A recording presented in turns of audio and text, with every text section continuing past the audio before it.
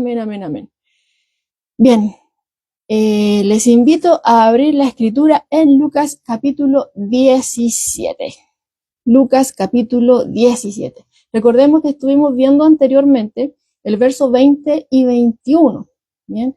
Pero esta sección que estamos viendo ahora abarca del verso 20 al 37, pero solamente estuvimos viendo 2 versículos en el estudio anterior. Y como decíamos ahí al principio, ¿cierto?, de esa transmisión, hablábamos acerca de esta profecía, pero decíamos que más adelante la vamos a ver en mayor profundidad, y ahora solamente vamos a verla de manera superficial, ¿ya? Porque más adelante la vamos a ver en otro estudio. Y como les decía, en el estudio anterior estuvimos viendo solamente los versículos 20 y 21, donde veíamos que luego de todo lo que el Señor Jesucristo ha estado enseñando, con respecto a la humildad, con respecto al discipulado, que Dios se preocupa de los corazones, no solamente de las acciones externas, sino que Dios quiere rendición a Él, que reconozcamos que todo es suyo, que nada es nuestro, que le pertenecemos, y todas esas cosas, veíamos que aparecían en escena los fariseos, ¿ya? Y veíamos que ellos venían con una pregunta. Le preguntan a nuestro Señor, ¿cuándo, cierto, vendría el reino? En el versículo 20. Dice, preguntado por los fariseos, ¿cuándo había de venir el reino? ¿Ya? Eso es lo que le pregunta. Pero como hablábamos ahí, esa pregunta no tiene tanto que ver, ese cuándo, no tiene que ver tanto con fecha, sino que va al punto de las señales. ¿Cuándo se van a manifestar las señales del reino? Eso es lo que ellos estaban diciendo en simples palabras, ¿ya? Ahora, aunque veíamos ahí que Lucas no nos dice explícitamente cuáles eran las motivaciones que habían detrás de esta pregunta, tomando el contexto, ¿cierto? Veíamos ahí que ellos de continuo han estado rechazando a nuestro Señor Jesucristo. Hemos visto que le han pedido señales, ¿ya? Teniendo evidencia, hermano, Jesús había hecho tantos milagros, tantas sanidades, expulsado demonios, ¿ya? Enseñó de una forma que nadie lo hacía, o sea, evidencia tenían por todos lugares, pero ellos esa evidencia no las querían, ¿ya? Porque ya se habían decidido a rechazar a Jesús y también dejar de lado todas esas señales que Jesús había mostrado. Ellos querían unas señales de acuerdo a lo que ellos querían, cosas en el cielo, por así decirlo, ¿ya? Como por ejemplo en el tiempo de Moisés, cuando Dios mandó maná, o en el tiempo de Josué, como hablábamos en el estudio anterior, cuando se detuvo el sol, o que descendiera fuego del cielo como en el tiempo de Elías, ¿ya? Porque como estudiábamos anteriormente, ellos decían que debajo del cielo, ¿cierto? Los milagros pueden ser como por obra del enemigo, ¿ya? De hecho, en una ocasión acusaron a Jesús de que obraba por el poder del enemigo, ¿ya? Entonces, para ellos era más creíble una señal del cielo, como le hablaba anteriormente en el tiempo de Moisés, Josué o de Elías, cosas así, ¿ya? Entonces, ellos estaban buscando el reino, pero con incredulidad, y ellos estaban siguiendo al Señor, no porque realmente quisieran ver las señales para creer, sino que ellos estaban buscando una forma de desacreditarlo, ¿ya? Frente a la multitud. Pero vemos acá, ¿cierto?, que aunque ellos llegan con esta pregunta, ¿ya? Jesús no les responde de acuerdo a lo que ellos estaban esperando que les dijera, ¿ya? Y tampoco cae en su trampa, si es que ese fue el motivo, como les decía. Sino que Jesús les dice que el reino ya estaba en medio de ellos. El reino ya estaba en medio de ellos, pero debido a esta dureza de corazón que ellos tenían para con él, no podían ver el reino, porque aquel que rechaza al rey, imposible que vea el reino, ¿ya? Entonces, ellos habían decidido no creer en Cristo, ya rechazaban todo tipo de evidencia, lo acusaban de obrar por el poder del enemigo, ¿ya? Entonces, por todo esto estaban totalmente incapaces de poder reconocer que el reino ya estaba ahí presente, que había comenzado con la primera venida de nuestro Señor Jesucristo. O sea, estaban buscando el reino, tenían al rey enfrente de sus narices, ¿ya? Pero debido a esa dureza de corazón no podían ver más allá. Ahora, hablábamos ahí de que si bien el reino inicia, ¿cierto?, con la primera venida de Cristo y se ha estado extendiendo, ¿cierto?, luego de su muerte y resurrección, cuando vino el Espíritu Santo, hemos sido sellados todos aquellos que hemos venido a Cristo en arrepentimiento y fe. Dios sigue obrando a través de los corazones, ¿cierto? Va transformando la vida y se hace visible, ¿cierto?, hoy en día. Eso no quiere decir que ya se haya cumplido todo a plenitud. Ya esa manifestación gloriosa de nuestro Señor está por venir. Entonces, ahora, a partir del versículo 22, vemos que nuestro Señor Jesucristo cambia de audiencia y ya no se dirige a los fariseos, sino que ahora se dirige a sus discípulos. Y es a ellos a quienes les habla acerca de las señales que van a ver cuando Él regrese. Les habla acerca de cómo tienen que esperarlo mientras, ¿ya?, Él regresa y cómo vivir, ¿ya? Todas estas cosas el Señor ahora le empieza a hablar, pero a sus discípulos. Con ellos se explaya de una manera más profunda. A los que habíamos visto anteriormente, solamente le respondió algo general, ¿ya? Pero vemos acá que a partir del versículo 22 se explaya, ¿ya?, con mayor profundidad. Vamos a leer Lucas 17, ya, del verso 20 al 37, tomando los versículos que habíamos iniciado. Dice aquí: preguntado por los fariseos cuándo había de venir el reino de Dios, le respondió y dijo: el reino de Dios no vendrá con advertencia, ni dirán, helo aquí o helo allí, porque he aquí el reino de Dios está entre vosotros. Y dijo a sus discípulos: tiempo vendrá cuando desearéis ver uno de los días del Hijo del Hombre y no lo veréis. Y os dirán, helo aquí o helo allí. No vayáis ni lo sigáis, porque como el relámpago que al fulgurar resplandece desde un extremo del cielo hasta el otro, así también será el Hijo del Hombre en su día. Pero, dice el versículo 25, primero es necesario que padezca mucho y sea desechado por esta generación. Como fue en los días de Noé, así también será en los días del Hijo del Hombre. Comían, bebían, se casaban y se daban en casamiento, hasta el día en que entró Noé en el arca y vino el diluvio y los destruyó a todos. Verso 28. Asimismo, como sucedió en los días de Lot. Comían, bebían, compraban, vendían, plantaban, edificaban, mas el día en que Lot salió de Sodoma, llovió del cielo fuego y azufre y los destruyó a todos. Así será el día en que el Hijo del Hombre se manifieste. En aquel día, el que esté en la azotea y sus bienes en casa, no descienda a tomarlos. Y el que esté en el campo, asimismo, no vuelva atrás. Acordaos de la mujer de Lot. Todo el que procure salvar su vida, la perderá. Y todo el que la pierda, la salvará. Os digo que en aquella noche estarán dos en una cama. El uno será tomado y el otro dejado. Dos mujeres estarán moliendo juntas. La una será tomada y la otra dejada. Dos estarán en el campo. El uno será tomado y el otro dejado. Y respondiendo le dijeron, ¿dónde, Señor? Él les dijo, donde estuviera el cuerpo, allí se juntarán también las águilas.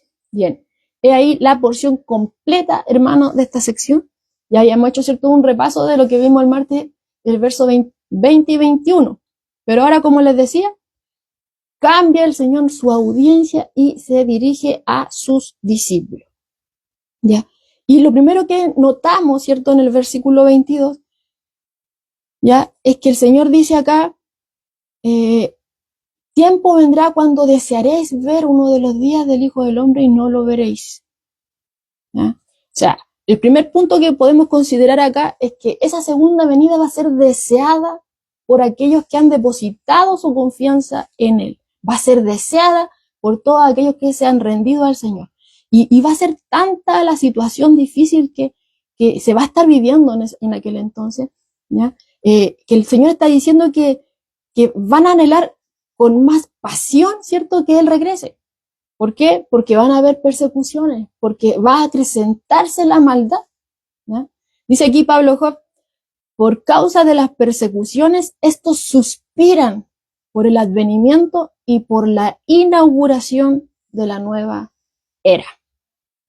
Bien, bueno, y bien es sabido que nuestro Señor Jesucristo ya estaba aumentando, ¿cierto?, la porción enemiga en su contra, y luego de su muerte y resurrección llega un periodo de persecución a la iglesia, y así, ¿cierto?, con el paso del tiempo, hay muchos que persiguen a aquellos que proclaman su nombre, y Jesús lo advirtió, ¿ya? El Señor no escondió el costo del discipulado, dijo que si a Él le habían hecho eso, ya aquellos que lo siguen no tienen que esperar un trato mejor, un trato diferente, ¿ya? Si a Él lo rechazaron, también van a rechazar a aquellos que portan su verdad, a aquellos que rinden su vida a Él, también lo van a rechazar.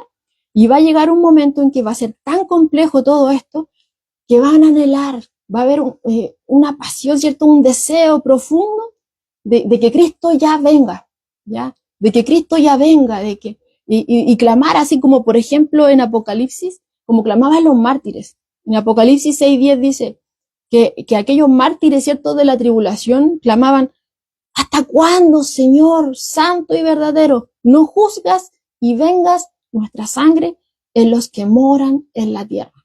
¿Ya? O sea, se anhela que el Señor venga, se anhela que el Señor frene la maldad, se anhela, ¿cierto?, que el Señor venga en justicia, ¿ya?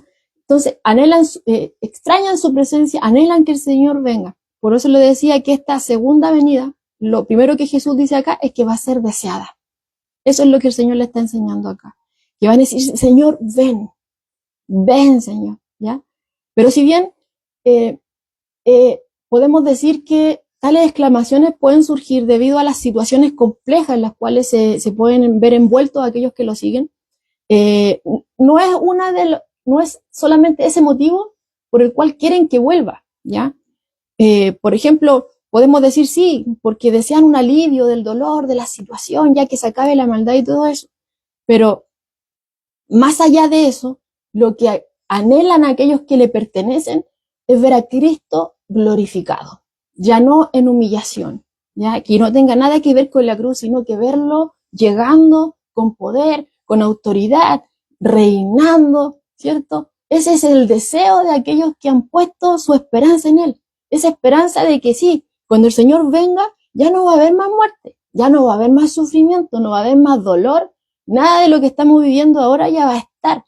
Todas estas cosas que vivimos ahora se van a desvanecer, ¿ya? No son eternas, pero esperamos, ¿cierto?, el futuro, tenemos esa esperanza, ¿cierto? Nos gozamos en esa venida de Cristo. En Él está nuestra esperanza, porque Cristo venció y anhelamos que Cristo venga en gloria, en majestad, en poder, ¿ya? De hecho, Pablo, por ejemplo, en 2 de Timoteo 4:8, se refiere a los cristianos, ¿ya?, como aquellos que aman la venida del Señor. Dice, todos los que aman su venida, ¿ya? A todos los que aman su venida. ¿Y quiénes son? Aquellos que han venido a Cristo en arrepentimiento y fe, aquellos que ponen su confianza en Él, aquellos que anhelan que Él vuelva, sí, para que pare ya toda la maldad y se acabe el sufrimiento, pero verlo a Él en gloria, en majestad. Pero si bien, como veíamos ahí, va a estar este deseo desesperado en aquellos que aman al Señor, aman su venida, no por ese deseo, el Señor dice que Él va a volver ya, sino que dice que se va a retardar su venida, ¿ya? Por eso es que, como leíamos acá, dice en el versículo 22, tiempo vendrá cuando desearéis ver uno de los días del Hijo del Hombre y no lo veréis. Va a estar el deseo de su venida. Y nosotros lo tenemos y creemos, Cristo va a volver y ahí está nuestra esperanza, hermano, ¿cierto? Pero, dice el Señor, pero no, van a tener ese deseo, pero va a estar retardado. No lo verán, ¿ya? Porque vendrá en el tiempo perfecto de Dios, ¿ya? El tiempo perfecto es de Dios. Entonces, es ahí, cuando Dios diga ya, ahí va a ser, ¿ya? Pero hasta entonces, ¿qué es lo que se nos dice a nosotros mientras estamos esperando? Bueno, dice Santiago 5, versos 7 y 8, tened paciencia hasta la venida del Señor. Tened paciencia, porque de que viene, viene. No sabemos cuándo, pero podemos descansar en que Dios es sabio. Podemos descansar en que Dios tiene todo bajo control. Nada se escapa de sus manos, ¿ya? Y nos dice, tened paciencia hasta esta venida y afirmad vuestros corazones. Afirmad vuestros corazones, porque Dios sabe cómo somos. Si no por nada dejó su palabra, no por nada nos selló con el Espíritu Santo, que es su ayudador, que nos recuerda todo lo que está ahí en la palabra, recordándonos todas las cosas que Dios hizo, ¿cierto?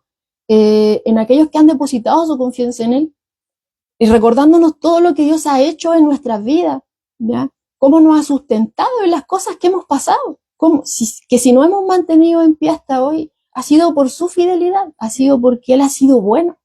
No nos debía nada, nada, no merecíamos nada, pero Él aún así nos sustenta, nos levanta, nos anima y nos deja su palabra. El Espíritu Santo nos recuerda y levanta nuestra mirada a Cristo, a que confiemos en Él. Afirmad vuestros corazones.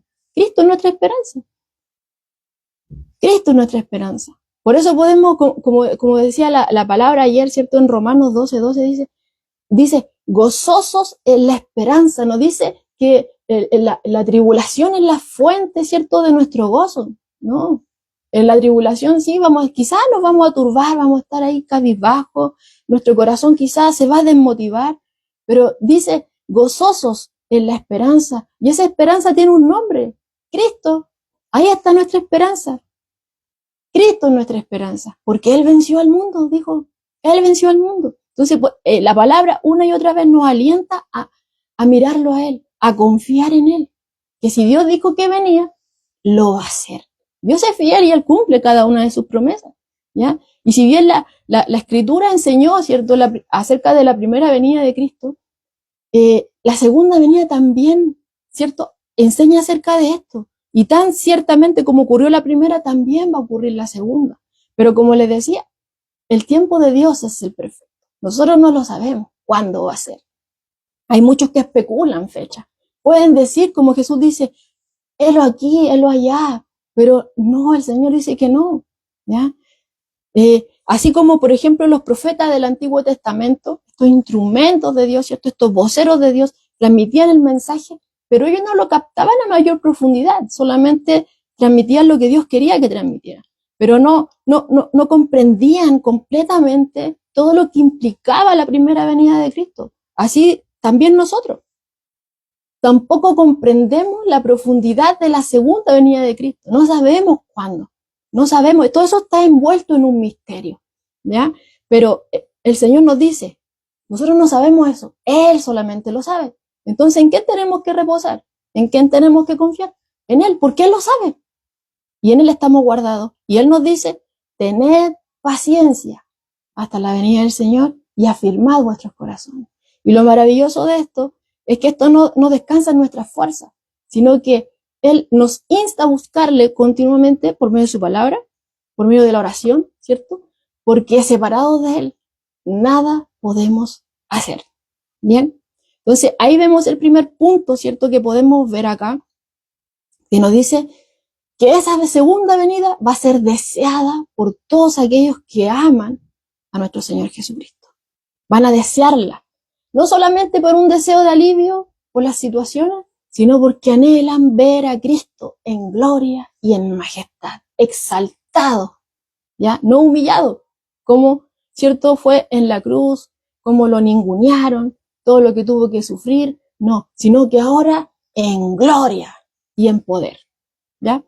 Ahora, el segundo punto que podemos considerar de esta porción que acabamos de leer es que esa segunda venida va a ser visible a todo el mundo. Sí, va a ser visible a todo. En la primera venida, bueno, nuestro Señor Jesucristo nació en anonimato, ¿ya? Vemos ahí que Él estaba cuando sus padres, ¿cierto?, visitaron ahí Belén, él nació, ¿cierto?, en este lugar, no tenía dónde, estaba todo prácticamente ocupado, nació en humildad, ¿cierto?, ahí en un pesebre, y luego su vida prácticamente se desarrolló en un pueblo desconocido ahí en Galilea. Pero aparte de sus padres, de estos sabios del oriente, de estos pastores también que estaban ahí, nadie fue consciente de su nacimiento. Pero al contrario, en su regreso, nos dice aquí Jesucristo mismo lo dice, que va a ser visto por todo el mundo. Su nacimiento fue prácticamente el anonimato, pero su regreso, su segunda venida, la va a ver todo el mundo. Por eso, como la va a ver todo el mundo, el Señor advierte acá y dice que no se tiene que prestar atención a aquellos que digan, oh, aquí está Cristo, o no, miren acá. No. Bueno, y justamente siempre cuando suceden situaciones complejas, cuando ocurren situaciones de guerra o cuando hay catástrofes, siempre aparecen aquellos que empiezan con sus predicciones, no, que el tiempo está cerca, no, que está al día y cosas por el estilo. Pero el Señor está advirtiendo acá, lo está diciendo, mire, dice, les van a decir, helo aquí, helo allí, pero no vayáis, ni los sigáis. Porque como el relámpago que al fulgurar resplandece desde un extremo del cielo al otro, así también será el Hijo del Hombre en su día. Versículo 23 y 24, acabo de leer, de Lucas 17. Entonces, Jesús advierte que aquellos que están haciendo este tipo de situaciones están siendo falsos. ¿Ya? Esto podríamos decir que son estos falsos que él dice, por ejemplo, en Lucas 21, versículo 8, cuando dice, mirad, estén atentos, estén con los ojos abiertos, estén ahí expectantes, que no sean engañados. Mirad que no seáis engañados, pongan atención, porque vendrán muchos en mi nombre. Nótese, no solamente van a decir, no, ya va a ser, viene Cristo, ya están las señales, ya falta poco. No, dice, van a venir muchos en mi nombre diciendo, yo soy el Cristo. Y el tiempo está cerca, mas no vayáis en pos de ellos. Lucas 21, 8 dice, no yo, lo afirma el Señor. ¿Ya? Miren que no sean engañados. El Señor no va a volver en oculto, no va a ser necesario que alguien venga y me diga, no, allá está, o yo soy. No, no va a ser un secreto. Cuando Él vuelva no va a ser un secreto, va a ser visible a todos. Va a ser tan evidente como cuando un relámpago aparece desde un lugar y llega al otro y fulgura, ¿cierto? Y hace resplandecer todo, y todos lo ven. Así va a ser la segunda venida de nuestro Señor Jesucristo. No va a ser necesario que nadie lo anuncie. No va a ser necesario porque este va a ser un espectáculo que nadie se va a perder. De hecho, mire, los fariseos estaban pidiendo señales del cielo. Bueno, esas señales que ellos estaban esperando no correspondían a la primera venida de nuestro Señor, pero sí a la segunda. Mateo 24, verso 29 al 30 dice, el sol se oscurecerá y la luna no dará su resplandor y las estrellas caerán del cielo y las potencias de los cielos serán conmovidas. Entonces aparecerá la señal del Hijo del Hombre en el cielo. Y entonces lamentarán todas las tribus de la tierra y verán al Hijo del Hombre viniendo sobre las nubes del cielo con poder y gran gloria. Va a ser un espectáculo que nadie se va a perder. Todos lo van a ver. No va a ser necesario que alguien lo anuncie. Eso es lo que Jesús está diciendo acá. Dice aquí un comentario de MacArthur. Jesús aparecerá en gloria resplandeciente, como un general conquistador, montado en un caballo blanco, acompañado por sus ejércitos celestiales. Y como resultado, todo ojo le verá. Todo ojo le verá. Todos le verán. ¿Ya?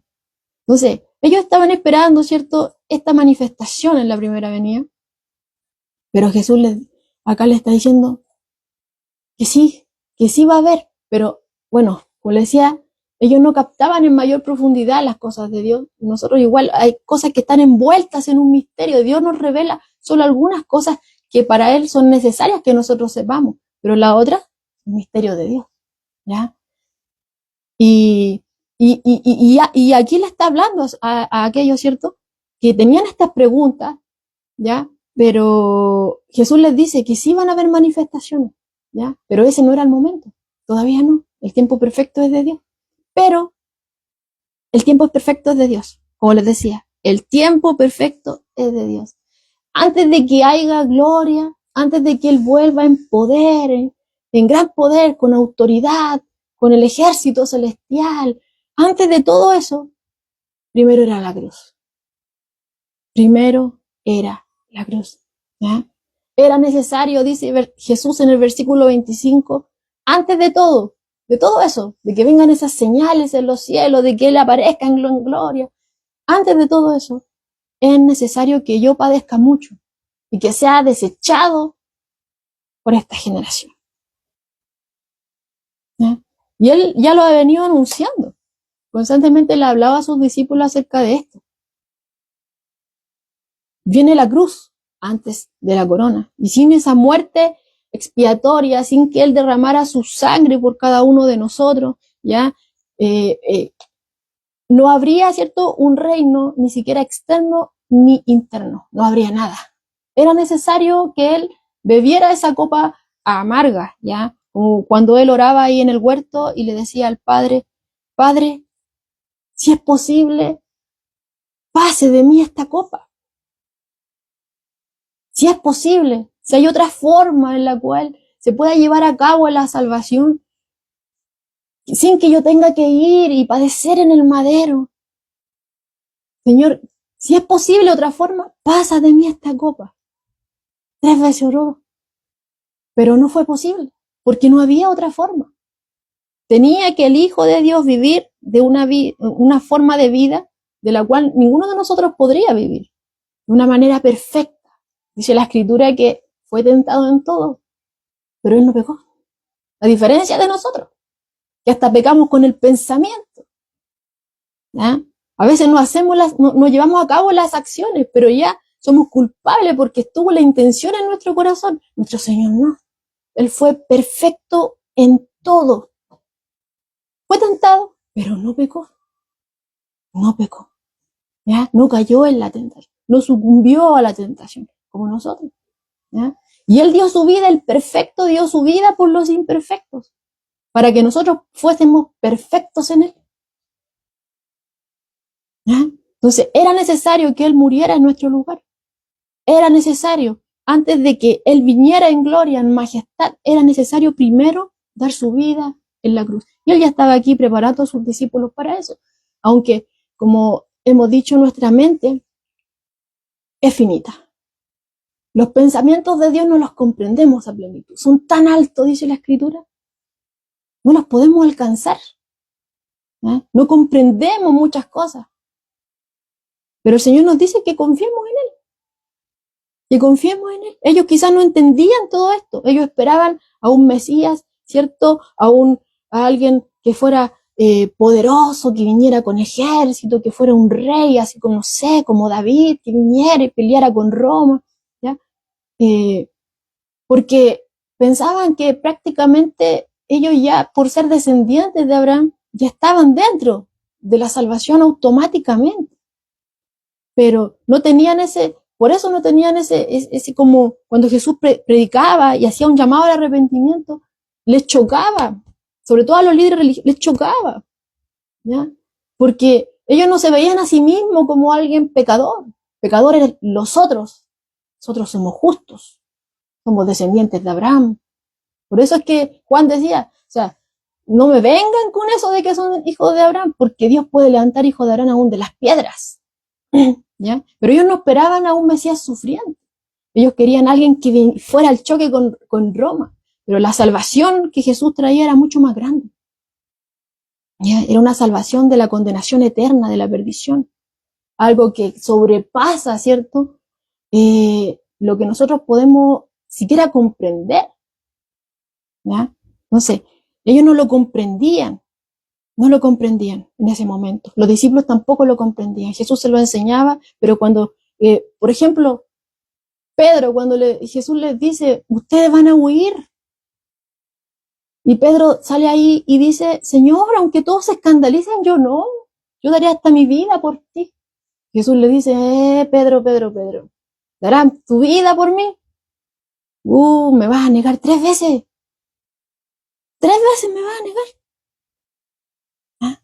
No comprendía ni en el momento de los sucedió tal cual. Y después de la crucifixión estaban encerrados ahí, ya, porque tenían miedo de que si a Jesús le hicieron eso, también podrían ellos padecer lo mismo. Y después Jesús cuando resucitó, se presentó a ellos.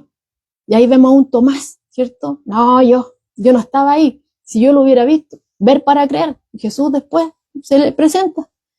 Toca, Tomás, toca. No, Señor, ya ahora sí creo. Bienaventurados los que no vieron y creyeron, dijo el Señor. Entonces, el Señor siempre está trabajando con nosotros porque sabe cómo somos, sabe que no comprendemos, pero el Señor se da ese tiempo con cada uno para que podamos comprender lo que Él quiere que comprendamos, para que todo lo que es necesario para poder confiar en Él. Amén. Entonces, era necesario ir a la cruz primero, antes de que viniera, ¿cierto?, toda esta manifestación gloriosa. Era necesario. En el momento no lo comprendían, pero luego, cuando viene el Espíritu Santo, ahí ya Jesús, ¿cierto?, les recuerda todas estas cosas y pueden y lo comprenden y sus vidas son transformadas. Amén. Entonces Jesús nunca estuvo ocultando estas cosas, siempre las estuvo enseñando, aunque no las comprendían, pero ya iba a llegar el tiempo en que le iban a comprender. Entonces aquí vemos el segundo punto, ya, que esta segunda venida va a ser visible a todos. No va a ser necesario que alguien lo venga y lo anuncie, como que si viniera a cierto grupo de personas se le reveló, a unos privilegiados. No, todo ojo le verá. No va a ser necesario que alguien lo anuncie. Nadie se lo va a perder. Todos lo van a ver, ¿ya? Pero antes es necesario que Él padezca. Es necesario que Él dé su vida en la cruz. Primero la cruz, antes que la corona, ¿ya? Ahora, otra cosa que Jesús les va diciendo aquí a sus discípulos, y por extensión también a nosotros, es que esa segunda venida va a ser inesperada.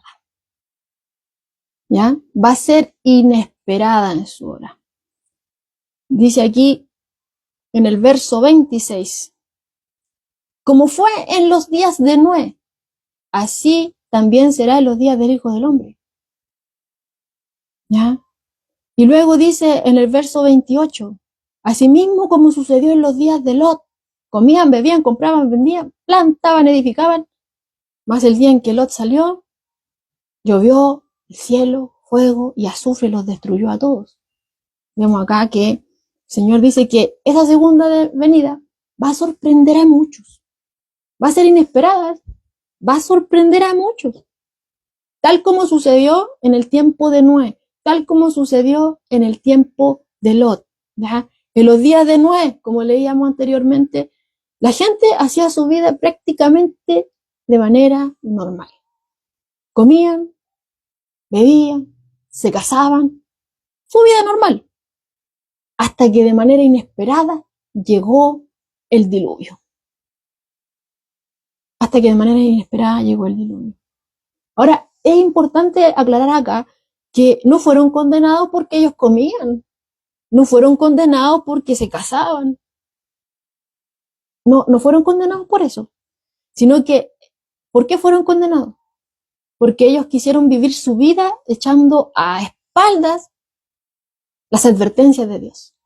No ignoraron completamente a Dios. Fue ese el problema, ¿ya? Y en los días de Lot sucedió lo mismo.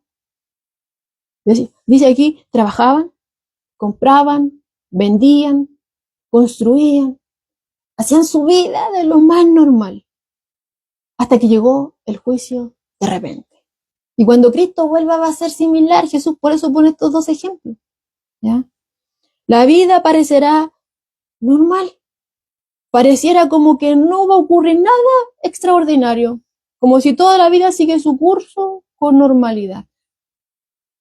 Pero su regreso va a ser inesperado, Pero ¿para quién va a ser inesperado?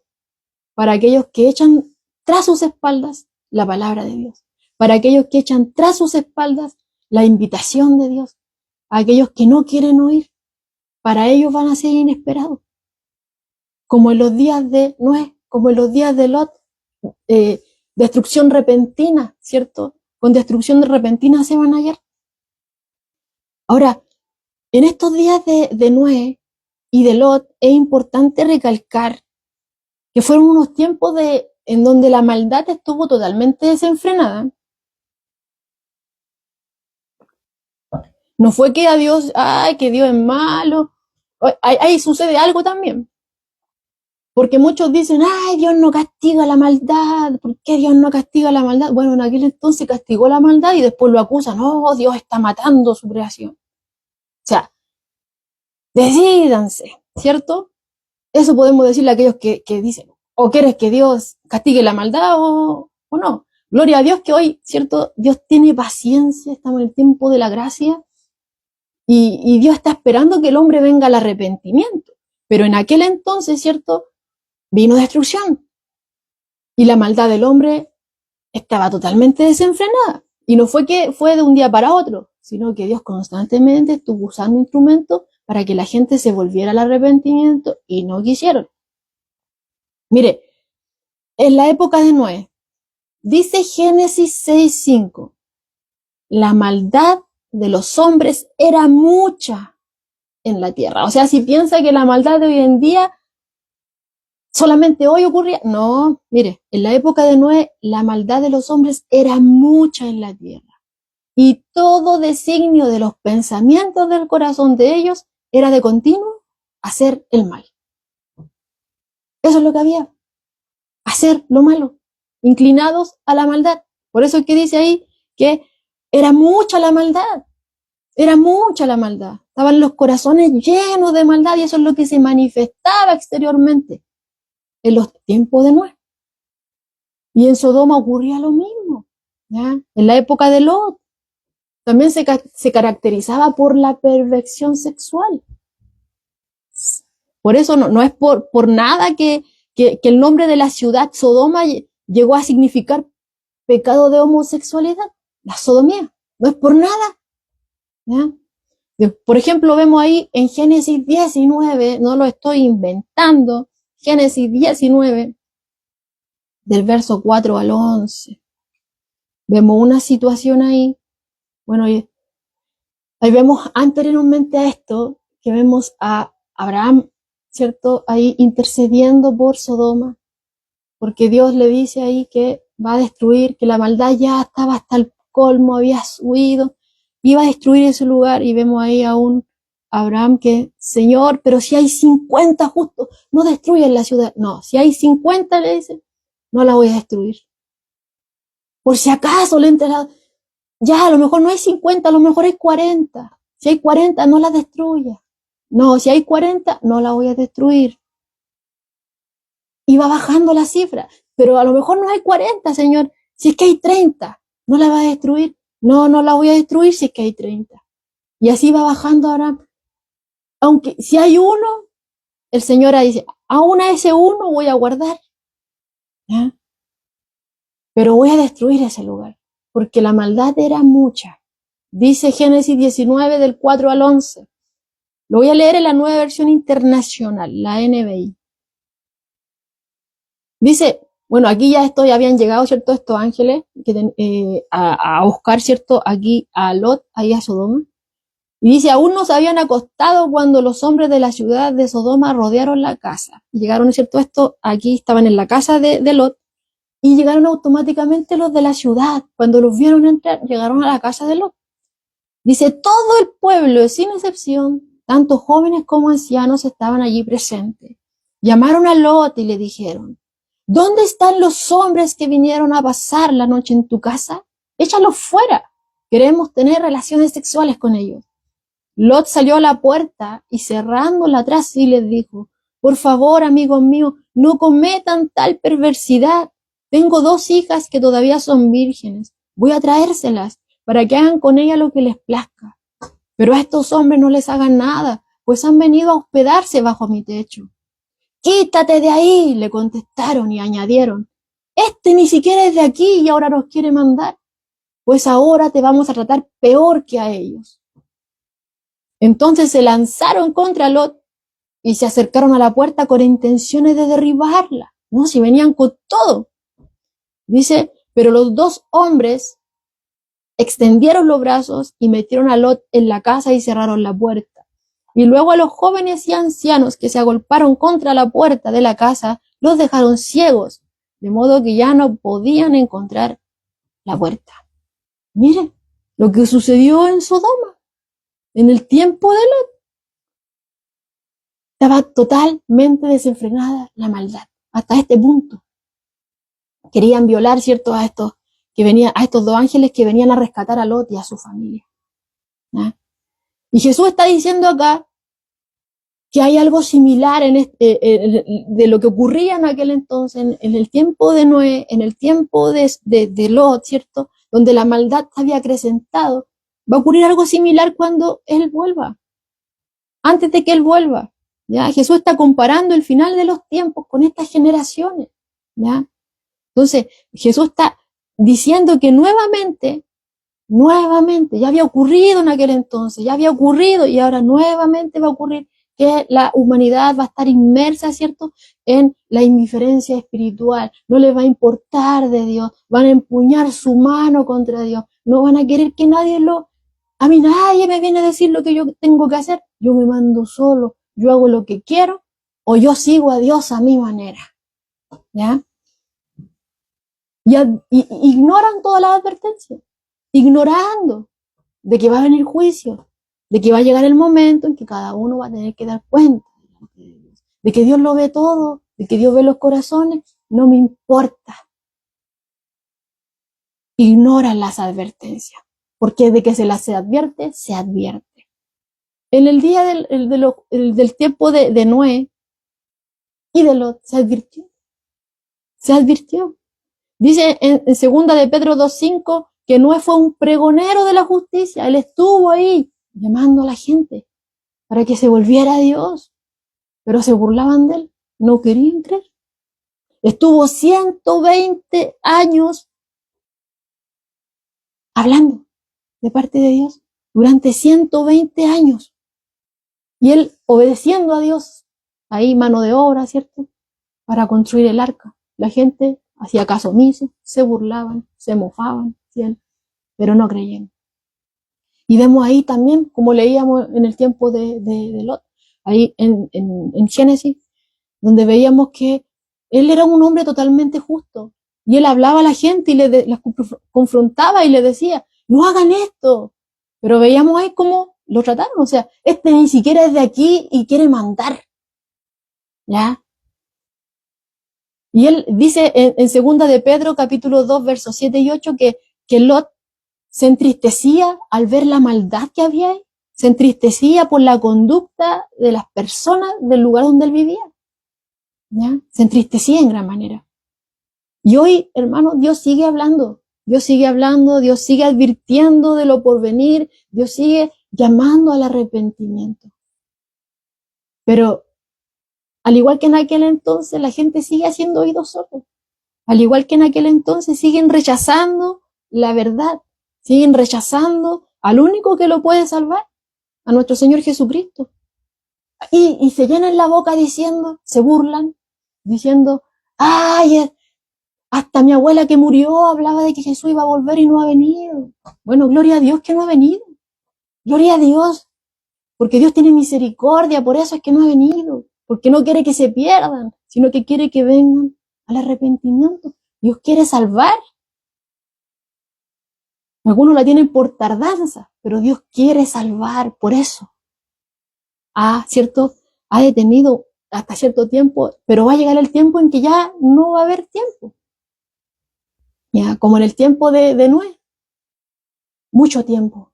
Dios, no quisieron. Llegó el tiempo en que se cerró el arca, se cerraron las puertas. Y ya no había vuelta atrás, ya no se iban a volver a abrir. Estaba dentro Noé y su familia y los animales en pareja, ¿cierto? Y ya no había tiempo. Se cerró la puerta, ya no hay más tiempo. ¿no? Y de hecho, miren, nótese, hermano, que en Apocalipsis, donde se nos muestra ahí una gran tribulación y cosas por el estilo, en Apocalipsis 16, vemos situaciones que van a acontecer, ¿ya? Pero aún así, a pesar de estas situaciones que se escapan de nuestras manos, situaciones que nos aplastan, que nos hacen tocar fondo, aún así la gente no se arrepiente. Mire, Apocalipsis 16, 9. Dice, y los hombres se quemaron con el gran calor. ¿Y usted cree que se arrepintieron? No, dice aquí el texto, y blasfemaron el nombre de Dios, que tiene poder sobre estas plagas, y no se arrepintieron para darle gloria. Verso 11 de este mismo Apocalipsis 16.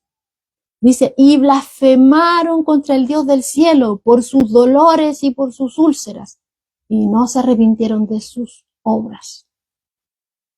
Verso 21 de este mismo capítulo 16. Y cayó del cielo sobre los hombres un enorme granizo, como del peso de un talento.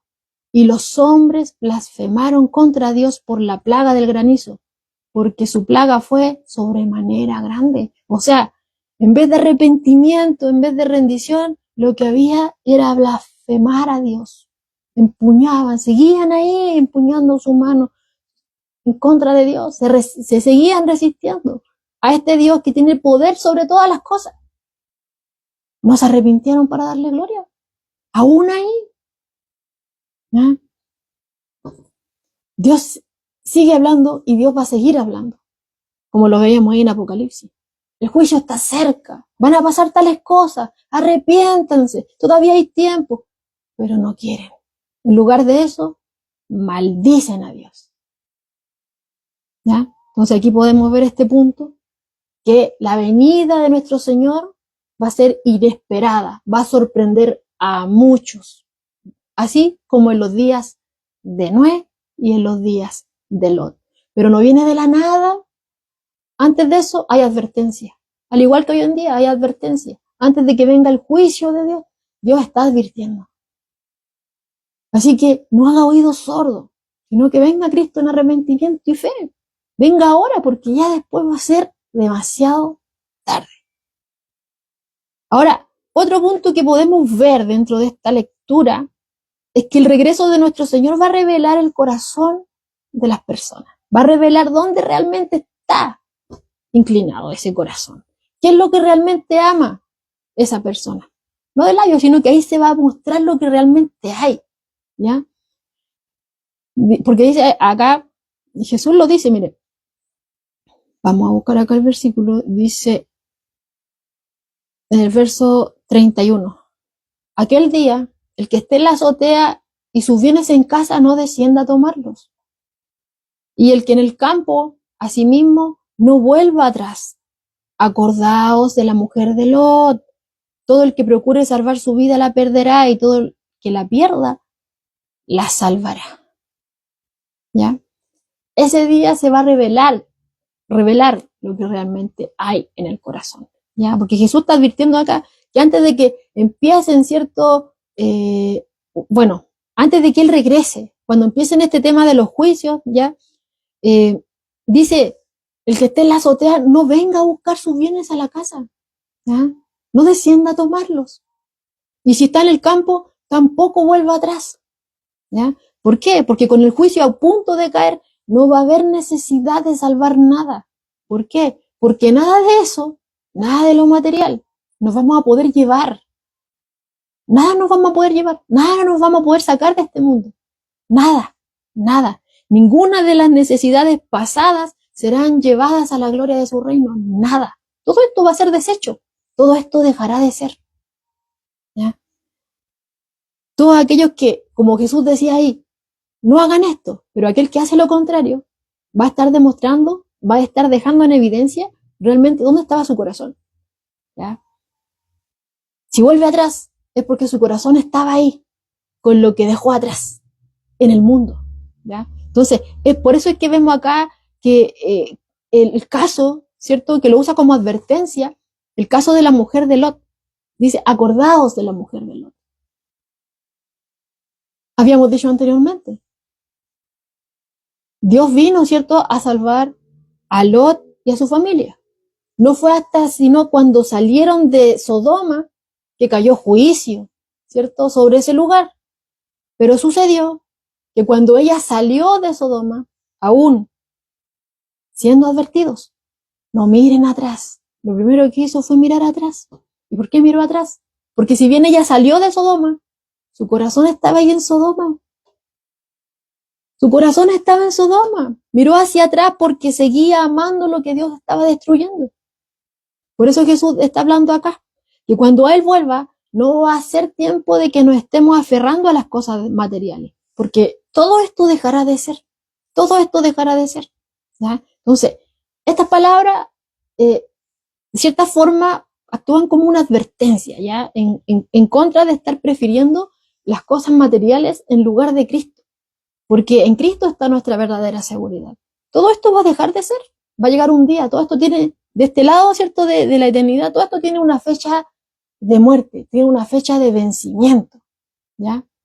Y nada de esto vamos a poder llevarlo cuando vayamos a su reino. Por eso es que dice que quien quiera conservar su vida va a perder todo. Pero aquel que esté dispuesto a perderla, dejar atrás todo por causa de Cristo, va a salvarla, ¿ya? Entonces, por eso Jesús aquí está hablando acerca de no estar apegado a las cosas materiales. Ahora, hermano, es importante, lo mismo que sucedía cuando hablábamos del dinero. El problema no es el dinero. El problema no son las cosas materiales. El problema está cuando nosotros amamos esas cosas. Cuando el amor al dinero, dice la Escritura, es la raíz de todos los males. No el dinero, es el amor al dinero. Lo mismo sucede acá con las cosas materiales. No son malas, ¿cierto? Son útiles, ¿ya? Pero cuando yo pongo mi corazón ahí, ahí está el peligro, ¿ya? Porque me da una falsa seguridad. El día en que ya dejen de ser, ¿qué voy a hacer? Me voy a desesperar porque en ellas puse mi confianza, ¿ya? Entonces no hay una esperanza segura en ella. Se va a esfumar en algún momento, porque esas cosas dejan de ser. En cambio, en Cristo está la verdadera seguridad. Entonces el problema no son los bienes, sino que el problema es que nuestro corazón se puede quedar atrapado ahí en eso y al final vamos a perder lo que es más importante. Entonces aquí podemos ver este punto, hermano, que el Señor nos está mostrando que aquel día, antes de que Él vuelva, cuando empiecen a pasar estas situaciones ya, antes de su venida, se va a revelar realmente lo que hay en el corazón de cada uno. ¿Qué es lo que realmente ama? Ahí se va a manifestar. Ahora, otra cosa que podemos encontrar acá es que el Señor nos enseña de que cuando Él regrese va a haber una separación definitiva, ¿ya? Va a haber una separación definitiva. Leíamos ahí, ¿cierto?, que Jesús estaba mencionando a personas que están muy cerca, personas muy cercanas, porque dice que están dos en una cama. Habla de dos que están moliendo, ¿ya? Personas que están cerca, dos trabajando, ¿ya? Pero podemos ver ahí a simple vista que estas personas sí están dos en una cama, están haciendo lo mismo, dos moliendo, están haciendo lo mismo, trabajando, están haciendo lo mismo. Están en el mismo lugar, haciendo prácticamente lo mismo, podríamos decir. Bueno, externamente están haciendo lo mismo, pero espiritualmente no, ¿ya? Espiritualmente no son iguales. Por eso es que Jesús dice ahí que dice que uno será tomado y el otro será dejado. Estarán dos en el mismo lugar, estarán en la cama, pero uno será tomado y el otro será dejado. Estarán dos moliendo, dos mujeres, quizás una madre con una hija, o una nuera con una suegra, quizás, o quizás dos amigas, pero una será tomada y la otra será dejada. Dos trabajando. Pero Jesús dice que no son iguales. Externamente pareciera, pero interiormente, espiritualmente, no lo son. Por eso uno será tomado y el otro será dejado, ¿ya? ¿Qué nos quiere enseñar Jesús con esto? Es que cada uno tiene que responder de manera individual delante de Dios. Cada uno tiene que dar cuenta por sí mismo, ¿ya? Y es el mismo principio que Jesús, por ejemplo, presentó en la parábola del trigo y la cizaña, donde decía, sí, dejen que el trigo y la cizaña crezcan juntos, porque si arranco ahora la cizaña, puede que estropee el trigo, pero llegará el momento en que tomen mi trigo y déjenlo en el granero, pero tomen la cizaña, amárrenla para ser quemada. Va a haber una separación irreversible cuando Jesús vuelva. ¿Ya? Es lo mismo que cuando pasó con la analogía, ¿cierto?, en el juicio, con la oveja y las cabras. Las ovejas en un lado y las cabras en el otro. Va a haber una separación.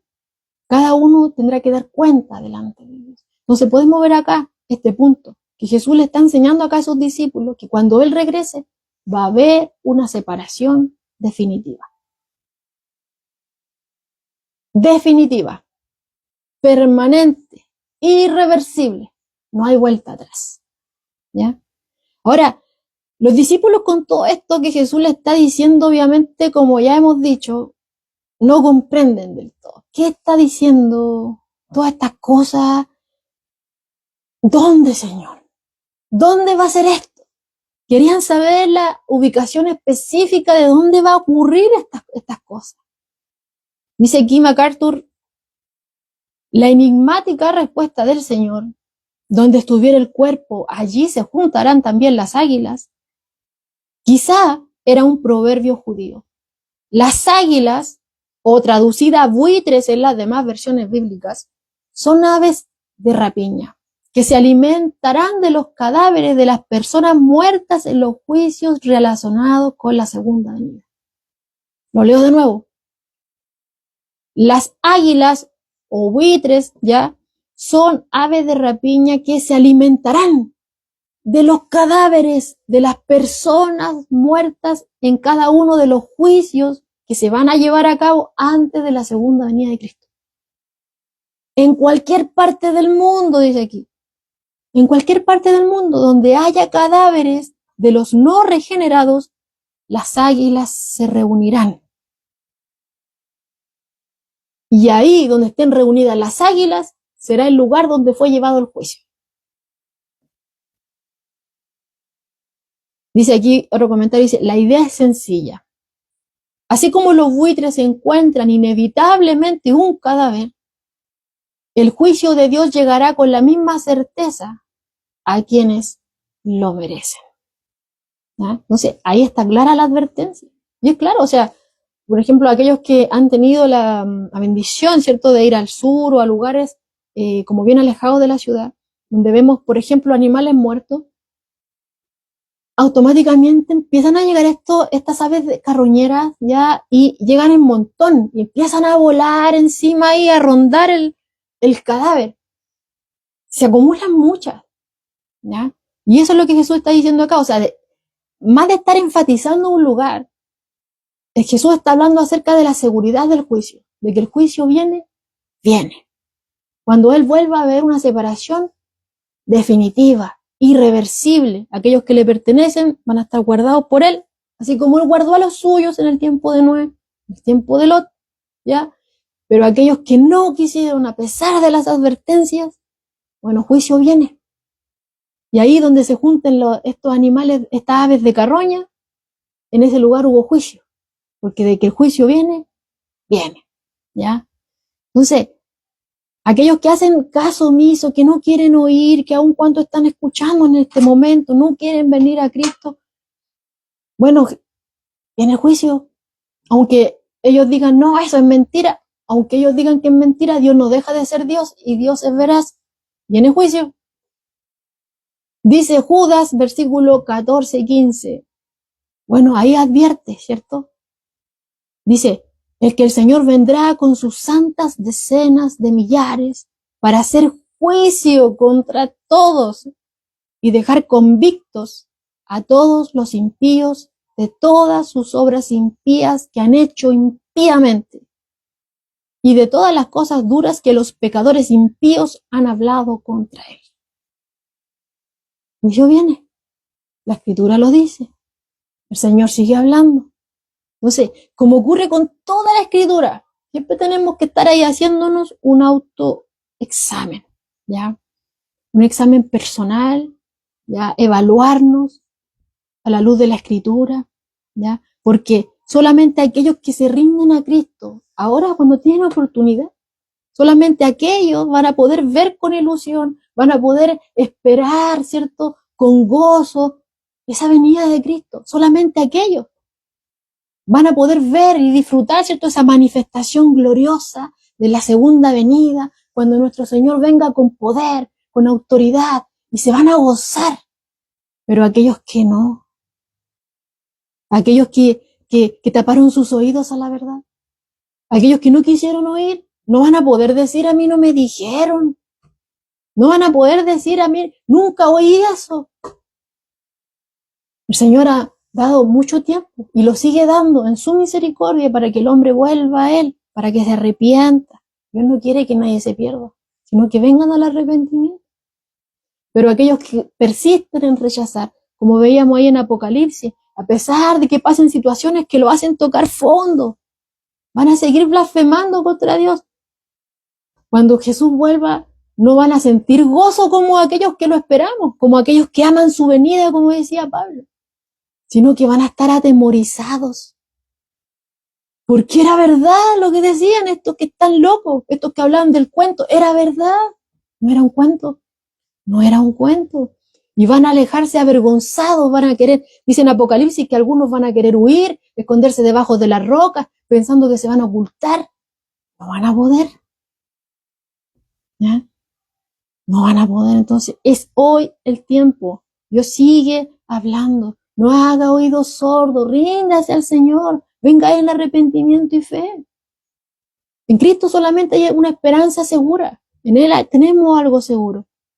Pero todo aquel que pone su confianza en otras cosas va a ser como aquel que construye su casa en la arena.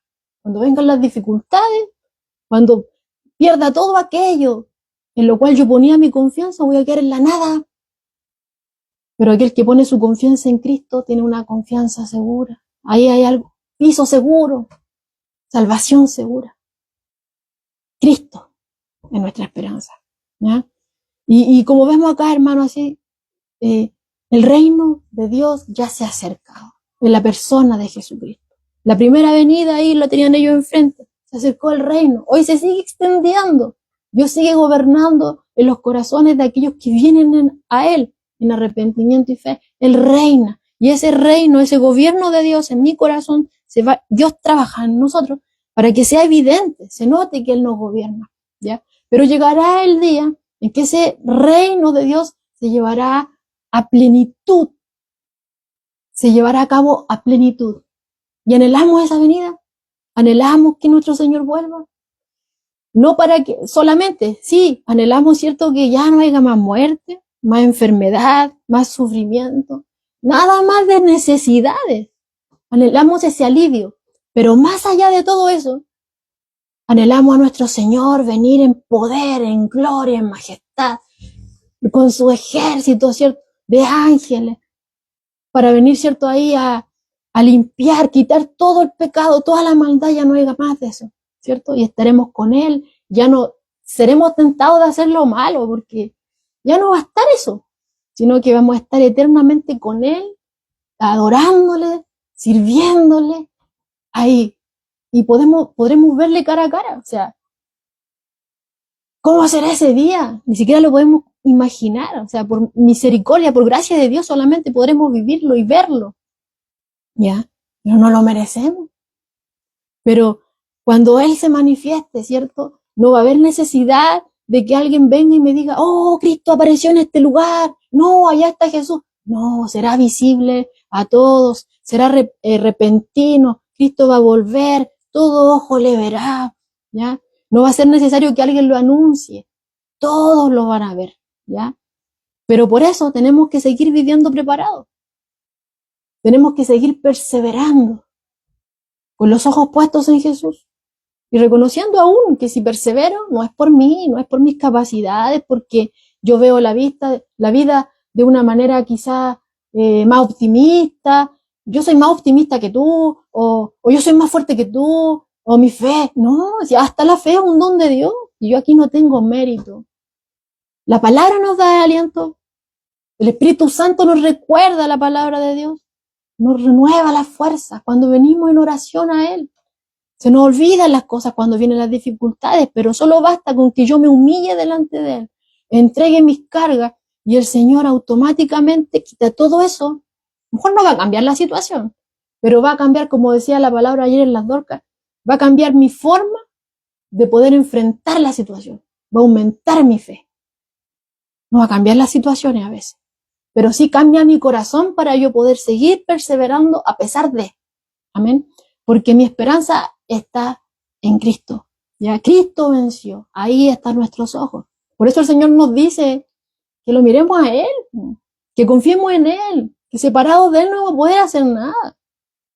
Por eso nos dice, fortaleceos en el Señor y en el poder de su fuerza. Porque Dios nos conoce. Nosotros no tenemos fuerza ninguna. No nos podemos salvar ni a nosotros mismos. Cristo nos salva. ¿Ya?